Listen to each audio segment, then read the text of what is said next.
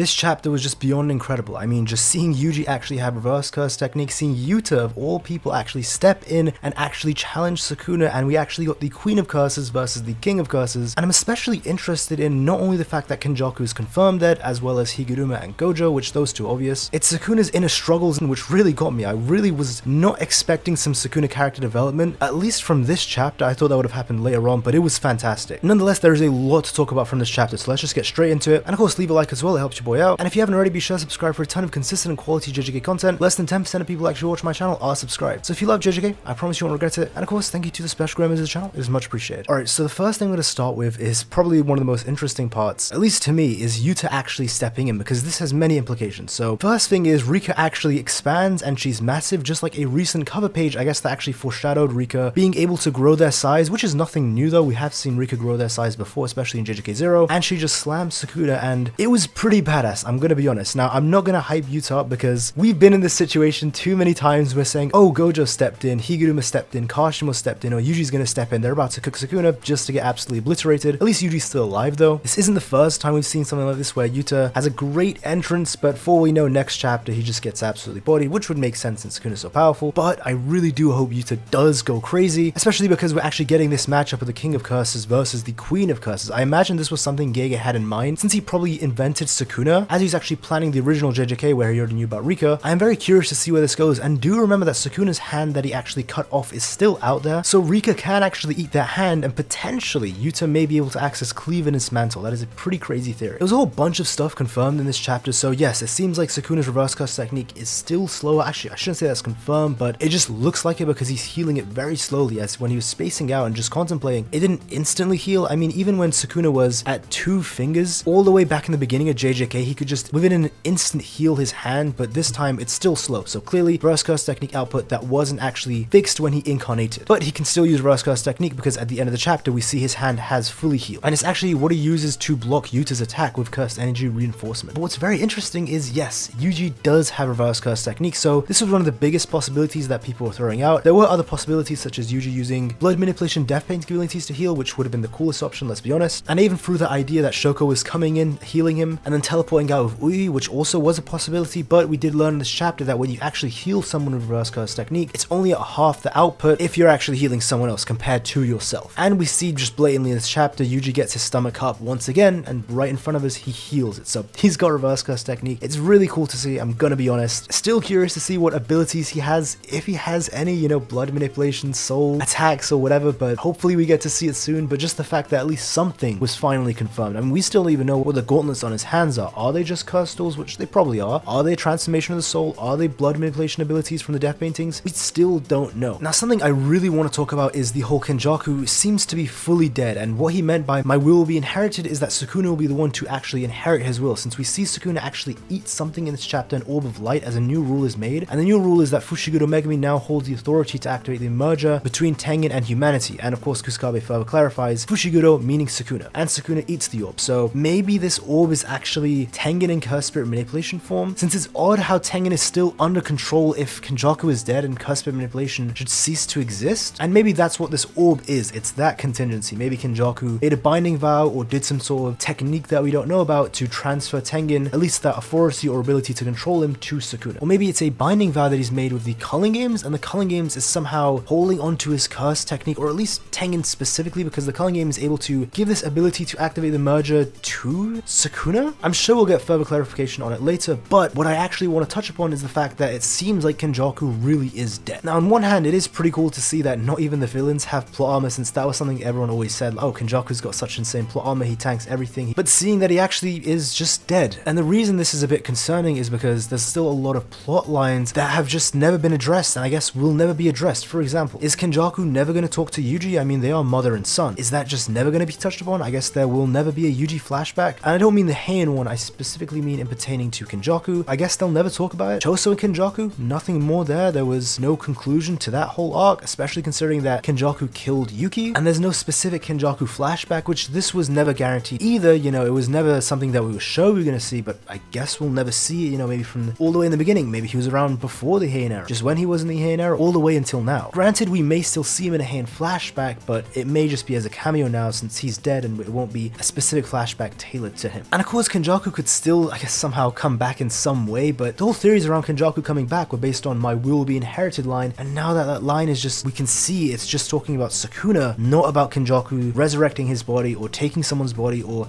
having placed an extra body somewhere or having a cursed seal placed on something that would awaken if he died, or maybe his soul or essence would have gone into the merger. There was so many theories, I mean just dozens of them, and it's completely fine that the theories don't come true. It's just a bit odd how all of the Kenjaku plot lines just didn't matter, I guess. And it's a bit strange considering the fact that we have spent so much time with Kenjaku, and I guess it didn't matter in the end because he just got packed in one hit. And I'm not complaining by any means, I'm not even upset, I'm just explaining, I guess, how odd this feels, but that's just specifically to me. Maybe to you, it's just completely fine, he's dead, and maybe you weren't expecting all the Kenjaku plot lines to come true, because I guess this was something I had expected, so maybe I did set myself up for something that was never guaranteed to begin with. But I'm just shocked that nothing came out of it. Someone who's been in this series since the very beginning and has been highlighted so much and we've seen him on screen so much, just I hope it's not over for him, but unfortunately it seems like it may be. But again, if he does come back, that would be awesome, and maybe we will get to see him interact with Choso or Yuji or in a Heian flashback or anything, honestly. And now onto the Yuji section all the way in the beginning. I guess I was working backwards this video. Yep, Sukuna just outright acknowledges Yuji as someone who has an indomitable will, to the point that it even irritates him that Yuji actually is challenging him in this aspect. Of course, it's not in a strength aspect, he's way stronger than Yuji, but in terms of just sheer will, it's actually rivaling Sukuna's, and it seems like it may even be better than the people in the Heian era. Yuji just seems to have the strongest will or soul that we've ever seen. And we even see Sukuna say, "Am I disappointed that that sorcerer died?" as he begins to just space out, which was hilarious, by the way. We have seen GEGE say in an interview that that's actually how Sukuna passed time as a cursed object over the past 1,000 years, because he just would have lost his mind. He became a master at spacing out during those 1,000 years, and even did so when he was in Yuji's body, as we see in a volume extra, which is very cute. But not only does he confirm that Gojo's dead, well, I guess I shouldn't say confirm, at least he does believe that Gojo's dead, but he also confirms that Higuruma's dead, since he says, as I just said, "Am I disappointed that that Jujutsu sorcerer died?" And as he says that, it shows a picture of Higuruma. The entire monologue here was just fascinating, I'm going to be honest. He says to the people in the Heian era who he killed, their ideals and reasonings were all just their last words that I never understood. Some were probably bluffing, and some were probably just self-absorbed, but this time it's different. Our souls lived in the same body. I know that this kid, no matter how many times his soul breaks, he'll always come back. I know he wields an invincible soul, or some translations, an indomitable soul. He further goes on to say, "I know that a weakling way below my level can stand at my level with just a strong will to stick to his ideals. To me, this is severely unpleasant," meaning that my way of life was too large, and I was a person who disgusted at the thought of ideals. And like I said, I absolutely love this. I'm so glad we're actually getting to see some Sukuna depth here. I made a video a very long time ago giving my thoughts on why I think Sukuna is a great character and has potential to be a great character, and we're finally getting the glimpses of it. This is just, hopefully, the first of many instances of seeing a lot more depth to Sukuna, because I do believe he has a lot, as we clearly saw in this chapter. He's a very complex character, and I do hope that when we actually get a Heian era flashback,